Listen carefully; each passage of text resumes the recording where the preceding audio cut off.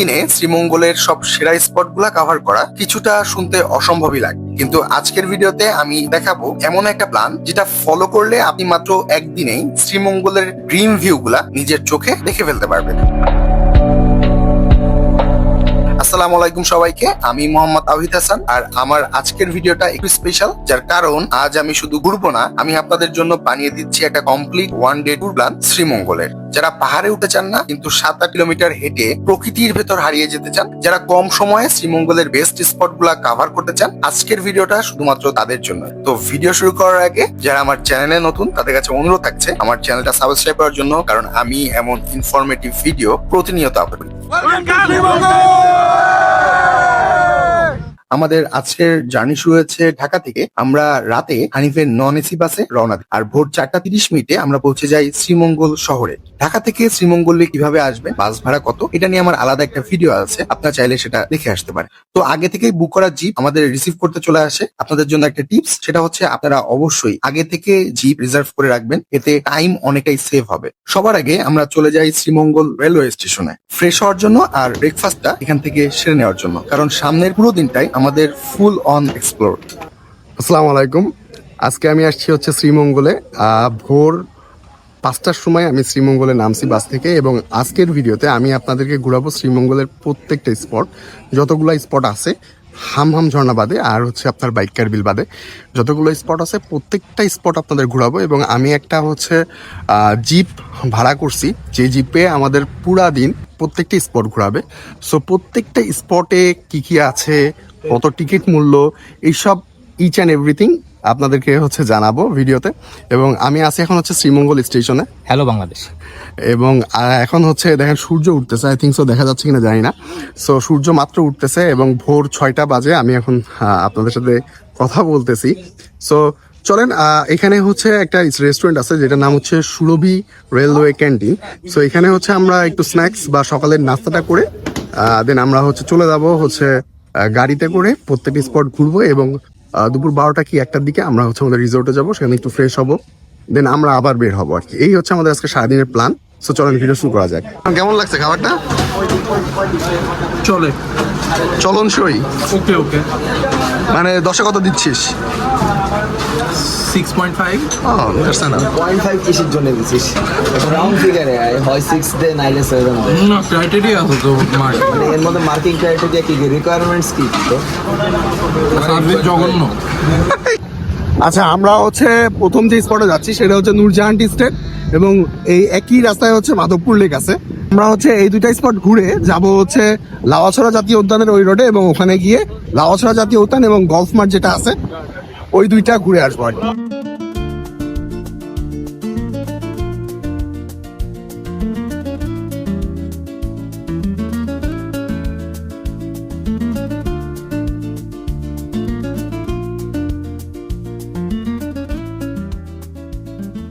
So আমরা হচ্ছে আমাদের ফার্স্ট যে স্পট নূরজাহান টি স্টেট, নূরজাহান টি স্টেটে আসলাম। হ্যাঁ, নূরজাহান টি স্টেটে আসলাম, এবং নূরজাহান টি স্টেট কিন্তু ভয়ঙ্কর সুন্দর। হ্যাঁ, এটা একদম স্টেটে ঢুকার যে প্রথম যে এন্ট্রিটা, সেই এন্ট্রিটা। এবং আমরা যখন হচ্ছে এই সাইড দিয়ে যাবো তখন যে নূরজাহান টি স্টেটের কি ভয়ঙ্কর ভয়ঙ্কর সুন্দর জায়গা আছে, মানে আনবিলিভেবল। সো আমরা হচ্ছে ওই স্পটগুলোতে যাব, এবং যাওয়ার সময় ট্রাই করবো থামার। সো এই জন্য এখানে আমি হচ্ছে একটু সময় কম দিয়েছি, যে অল্প সময়ের মধ্যে এই জায়গাটা শেষ করে আমরা ওই সাইডে যাবো আর কি। সকাল 5:40 আমরা পৌঁছে গেছি নূরজাহান টি স্টেটে। এই সময়ে আলো, এই কুয়াশা আর চারিপাশে সবুজ, এক কথাই ম্যাজিক। এখানে বেশিরভাগ মানুষই ফটো সেশনের জন্য আসে, আর সত্যি বলতে স্পটটা একদম পিকচার পারফেক্ট। ওয়েল, আমি এখন আছি হচ্ছে নূরজাহান টি স্টেটে। নূরজাহান টি স্টেটের যে এন্ট্রি গেট, ওখানে হচ্ছে আপনার বেশিরভাগ ড্রাইভার আপনারা থামাবে বলবে এখানে জাস্ট ছবি তুলেন।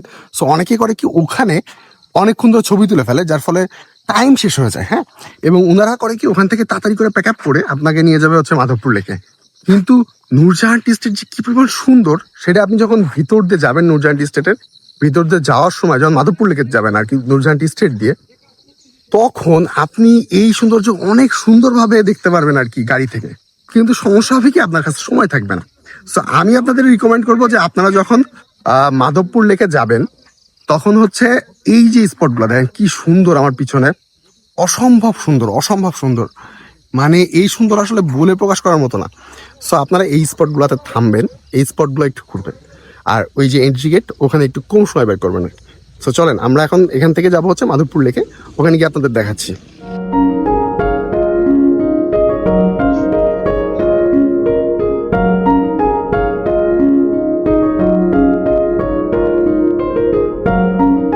আমরা হচ্ছে ন্যাশনাল টি স্টেটের যে চা তৈরি করে যে কারখানাগুলা, এগুলো হচ্ছে এই সামনের গুলা। সো আপনি যখন মাধবপুর লেকে যাবেন তখন হচ্ছে এই কারখানাটা দেখতে পারবেন আর কি। বেশ পুরাতন।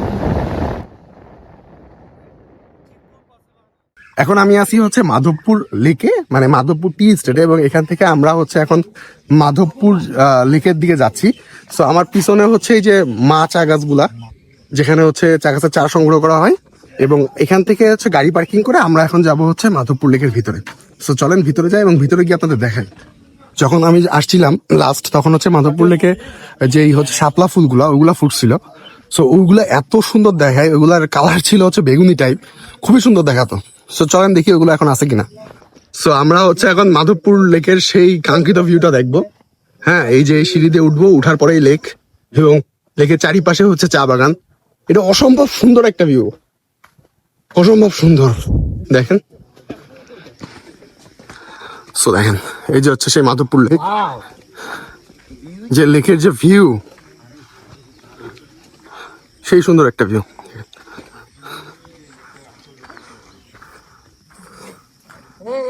অসম্ভব সুন্দর, অসম্ভব সুন্দর।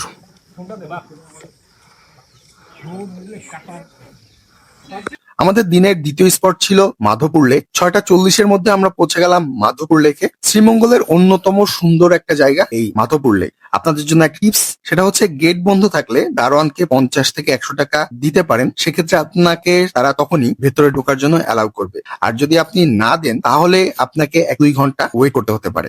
ভোরের এই লেক, চারিপাশে সবুজ, সত্যি বলতে মন আর চোখ দুইটাই শান্ত হয়ে যায়।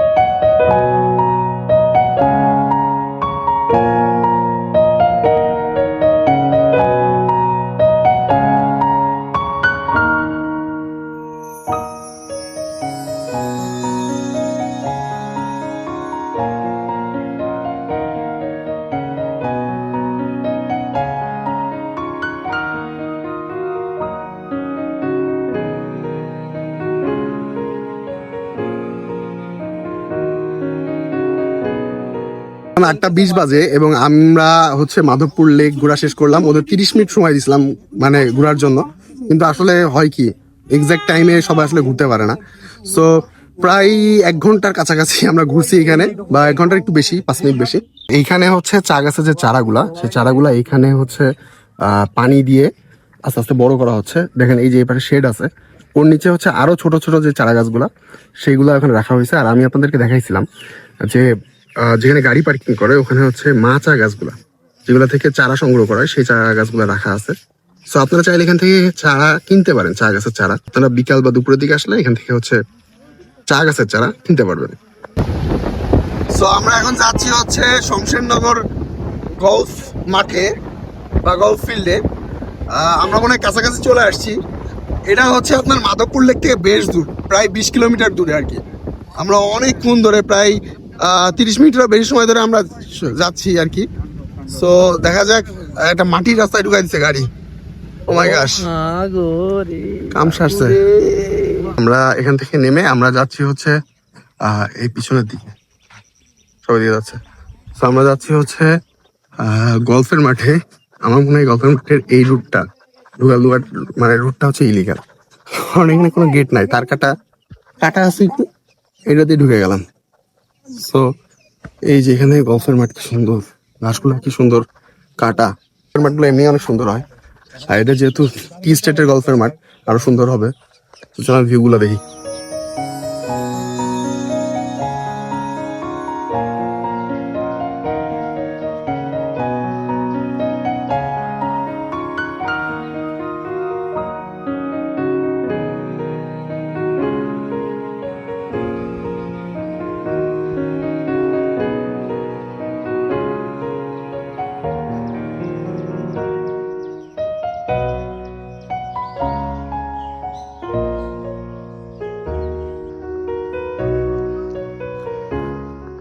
সো আমি এখন আসি হচ্ছে শমশেরনগর গলফ যে ফিল্ড মাঠ, সেই মাঠে দেখেন মাঠটা কি সুন্দর, অনেক সুন্দর না?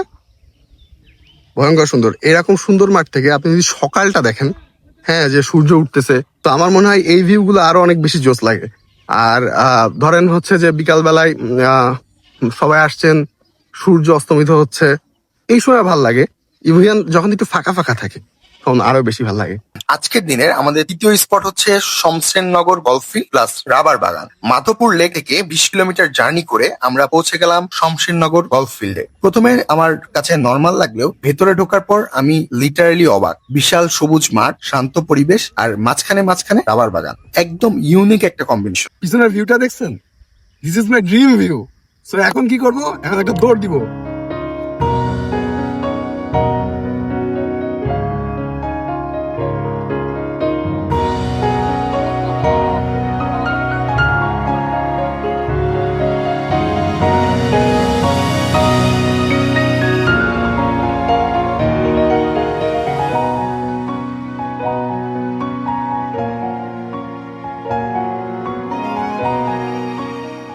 সো আমি এখন আসি হচ্ছে শমশেরনগর যেই গলফ ক্লাব আছে বা গলফের যে মাঠ, ওই মাঠের ভেতরে।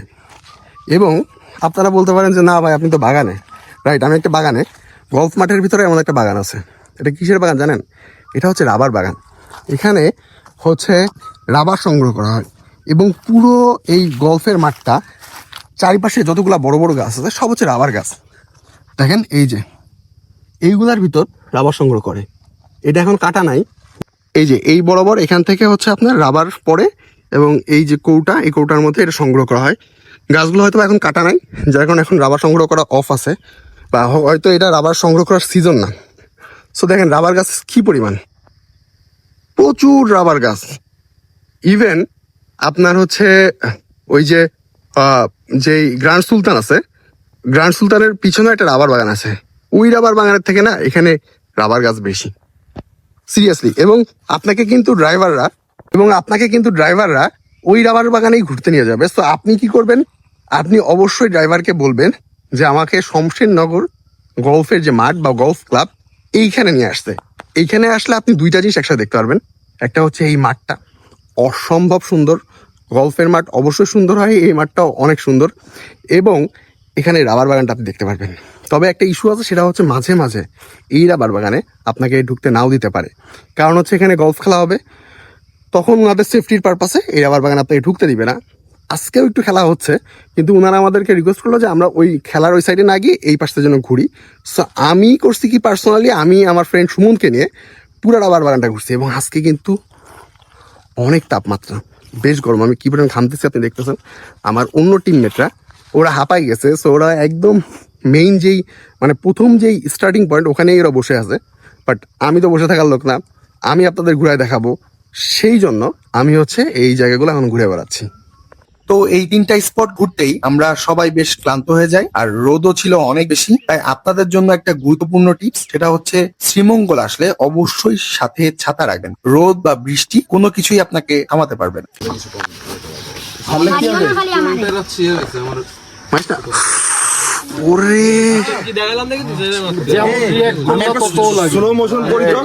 সো আমরা এখন হচ্ছে শমশেরনগর যে গলফ ফিল্ড বা মাঠ, ওইটা ঘুরে সবাই এখন যাচ্ছি হচ্ছে লাউয়াছড়ার দিকে। সো সবাই বেশ টায়ার্ড, দেখেন সবাই বেশ টায়ার্ড। আমার বন্ধু সজল ঘাইমে ঘুমে একা একা অবস্থা। সুমন এদিকে দেখা, সুমন এদিকে দেখা। সো সবাই খুব টায়ার্ড। সিয়াম কি অবস্থা? এনার্জি এখন আছে নাকি আছে? কতখানি এনার্জি আছে বলো? সো আমরা এখন হচ্ছে লাউয়াছড়া যাবো। লাউয়াছড়া ওখানে যদি আনারস থাকে, সবাই আনারস খাবো, তাইলে আমাদের এনার্জি একটু বাড়বে আর কি, বুস্ট হবে।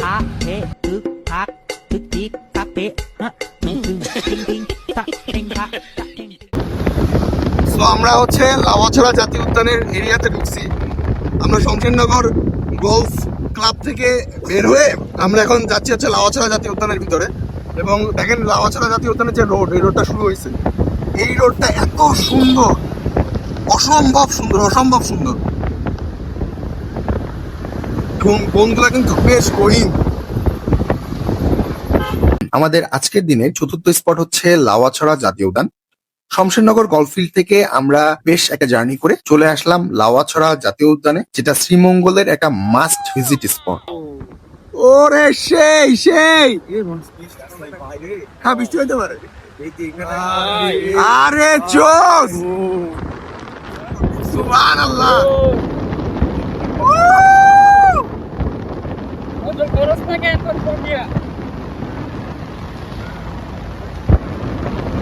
লাওয়াছড়া থেকে লাওয়াছড়ার এই রোডটা বেশ ভাই বেশ, এটা থেকে সুন্দর, ভয়ঙ্কর খুব সুন্দর, সুবহানাল্লাহ। এখন দুই পাশেই বন, দুই পাশেই লাওয়াছড়া জাতীয় উদ্যান, আমরা মাঝখানে রাস্তা দিয়ে যাচ্ছি। ভাই যে শ্রীমঙ্গলে আসবেন আপনারা অবশ্যই লাওয়াছড়া জাতীয় উদ্যানের এই রোডটা ঘুরে আসুন, পুরাটা। আমরা হচ্ছে এখন লাওয়াছড়ার ভিতরে যাব। আজকে তো অফ ডে, যার কারণে হচ্ছে লাওয়াছড়াতে একটু ভিড় আছে আর কি। হ্যাঁ, ঈদের ছুটি চলতেছে তো দেখেন কি পরিমাণ মানুষ আসছে, প্রচুর চাপ লাওয়াছড়াতে। যাই হোক, মনের ভিতর তো অনেক স্পেস, আর মনে হয় না এই চাপটা ওইভাবে বোঝা যাবে। সো আমরা এখান থেকে একটা গাইড নিব, গাইড নিয়ে আমরা হচ্ছে লাওয়াছড়ার ভিতরে ঘুরবো আর কি ইনশাল্লাহ। এটা হচ্ছে দেখেন খাওয়া দাওয়া করার একটা ভালো জায়গা আছে। সো আমরা এখানে হচ্ছে কিছু খাওয়া দাওয়া করবো, কারণ আমরা সবাই প্রচণ্ড টায়ার্ড এবং আমাদের শরীর থেকে অনেক ক্যালোরি বার্ন হয়ে গেছে, আমরা প্রচুর ঘামছি। সো আমাদের ডিহাইড্রেট হওয়ার একটা আশঙ্কা আছে সবারই। সো এই জন্য আমরা হচ্ছে কিছু ফল ফ্রুটস খাচ্ছি, আনারস খাচ্ছি। এগুলা খেয়ে দেন হচ্ছে আমরা আবার লাওয়াছড়ার ভিতরে যাব এবং ওখানে গিয়ে দেন আমরা হচ্ছে লাওয়াছড়া ঘুরবো। সো যে গরম, এই গরমে অবশ্যই স্যালাইন খাইতে হবে। তো আমরা হচ্ছে 2 লিটার 4 লিটার পানিতে স্যালাইন মিশাচ্ছি 8টা। সো এখানে হচ্ছে জনপ্রতি টিকিট মূল্য এখন 115 টাকা। মানে ভাবা যায় আগে এটা 50 টাকা ছিল, স্টুডেন্ট টিকিট ছিল 20 টাকা, সেটা হচ্ছে 2 বছর পরে 115 টাকা হয়ে গেছে লাওয়াছড়া জাতীয় উদ্যানে। সো যাই হোক, আমরা এখন ভিতরে ঢুকবো। এখানে পাবেন পাখি, বানর, সাপ, খাসিয়াপল্লী, এমনকি রেল লাইনও। আমরা 115 টাকা দিয়ে টিকিট কেটে আর একটা গাইড নিয়ে ঢুকি লাওয়াছড়া জাতীয় উদ্যানে, যেখানে আমরা প্রায় 1.5 ঘন্টা হেঁটে হেঁটে এক্সপ্লোর করি পুরো বন। এখানে একটা জিনিস মিস করবেন না, সেটা হচ্ছে ভেতরে খাসিয়ারা আনারস আর পান বিক্রি করে, যেটা মাস্ট ট্রাই আইটেম। সো এরকম একটা মিষ্টি আনারসের দাম হচ্ছে 40 টাকা, এবং এটা আপনি পাবেন হচ্ছে লাওয়াছড়া বনের ভিতরে আর কি, বুঝছেন? এটা যে কি টেস্ট, এটা যে কি মিষ্টি, মানে আপনি না খাইলে এটা বুঝতে পারবেন না। বেস্ট। এছাড়াও লাওয়াছড়া জাতীয় উদ্যান নিয়ে আমার আরো একটি আলাদা ভিডিও আছে, আপনারা চাইলে আমার সেই ভিডিওটা দেখে আসতে পারেন, যে ভিডিওতে আমি লাওয়াছড়া জাতীয় উদ্যানের A to Z সবকিছু দেখেছি। সো লাওয়াছড়া জাতীয় উদ্যানে ঢোকার সময় কিছু রুলস বা কিছু উপদেশ দেওয়া আছে, সেগুলো হচ্ছে বনের অভ্যন্তরে নীরবে ভ্রমণ করুন, প্রকৃতিকে উপলব্ধি করুন এবং অন্যকেও উপলব্ধি করার সুযোগ করে দিন। সো আপনারা এটা ট্রাই করবেন, হ্যাঁ, চিল্লাপাল্লা করবেন না, যাতে বন্য প্রাণীর কোনো ক্ষতি না হয়, কারণ এটাই ওদেরই বাসস্থান, আমাদের না। আর মানুষকেও ডিস্টার্ব করবেন না, কারণ হচ্ছে এটা বন, বনের মধ্যে আপনি চাইলেই মানুষকে বিভিন্নভাবে হেনস্থা করতে পারেন, বাট এটা করবেন না। এটা আসলে ভালো না, এটা দেশের ভাবমূর্তিকে ক্ষুণ্ণ করে। 12টা 20-এর দিকে আমরা লাওয়াছড়া জাতীয় উদ্যান থেকে বের হই, এবং বের হওয়ার পর আমরা সবাই একদমই ক্লান্ত হয়ে পড়ি। তাই আগে থেকে বুক করা রিসোর্টে আমরা আমাদের জিপ নিয়ে চলে যাই। সবার অবস্থা খুবই খারাপ, খুবই খারাপ। সো আমরা এখন আমাদের রিসোর্টের দিকে যাচ্ছি। আমরা আমাদের রিসোর্টে গিয়ে এখন ফ্রেশ হব, দেন আমরা ফ্রেশ হয়ে খাওয়া দাওয়া করে আমরা বাকি যে স্পটগুলো আছে ওই স্পটগুলো ঘুরবো আর কি। সো চলেন। সো আমরা হচ্ছে রাজু স্টোর থেকে আমাদের দুপুরের খাবারটা অর্ডার করলাম। রাজু স্টোর হচ্ছে গ্র্যান্ড সুলতান আছে, গ্র্যান্ড সুলতানের অপোজিটে। এখানে আমরা খাবার অর্ডার করে আমরা এখন আমাদের রিসোর্টে যাচ্ছি। রিসোর্টে গিয়ে ফ্রেশ হয়ে দেন হচ্ছে খাওয়া দাওয়া করতে আসবো 2:30-এ।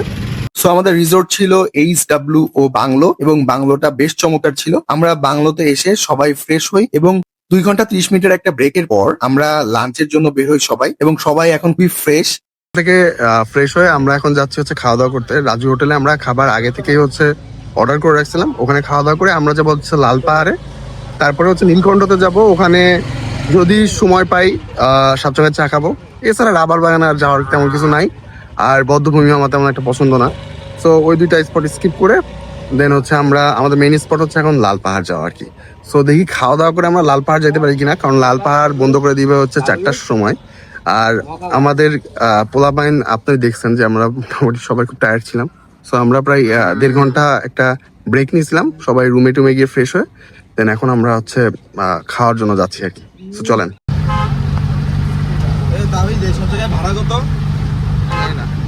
সো আমরা এখন হচ্ছে লালপাড়ের দিকে যাচ্ছি। আমরা জানি না লালপাড়ে ঢুকতে পারবো কিনা, বাট ট্রাই করতেছি। আমরা খাওয়া দাওয়া শেষ করলাম দুপুরের রাজু হোটেল থেকে, দেন হচ্ছে আমরা লালপাড়ের দিকে যাচ্ছি। So probably this is our last spot, হ্যাঁ লালপাড়। এবং আমরা পরে হচ্ছে চা খাবো, 7 রঙের চা, দেন হচ্ছে আমরা চলে যাবো আর কি। লাঞ্চের পর আমাদের শুরু হলো আজকের সবচেয়ে এক্সাইটিং পার্ট, সেটা হচ্ছে লাল টিলা। লাল টিলা শ্রীমঙ্গলের অন্যতম সেরা স্পট বলা যেতে পারে, এবং এটা কিন্তু আমাদের আজকের দিনে পঞ্চম স্পট। তো আমরা হচ্ছে যাচ্ছি হচ্ছে লাল পাহাড়ে। আমাদের ওখান থেকে গাড়ি নামাই দিল, ওখান থেকে 2 কিলো নাকি হাঁটতে হবে। সো আমরা একটা গাইড নিছি, গাইড আমাদের অর্ধেক বয়সে, আর নেইমার, হ্যাঁ কিন্তু ও আসলে ব্রাজিল না, ও আর্জেন্টিনা, ও মেসি। তো আসল নাম কি? হ্যাঁ সালাম, ওকে চলো। সো ওর সাথে আমরা যাচ্ছি লাল পাহাড় দেখতে। আচ্ছা আমরা হচ্ছে লাল পাহাড়ে যাচ্ছি। লাল পাহাড় হচ্ছে আমাদের যেখান থেকে গাড়ি নামাই দিচ্ছে ওখান থেকে 2 কিলোমিটার দূরে। সো বুঝতে পারতেছেন যে আমাদের যাইতে মোটামুটি ভালোই সময় লাগবে।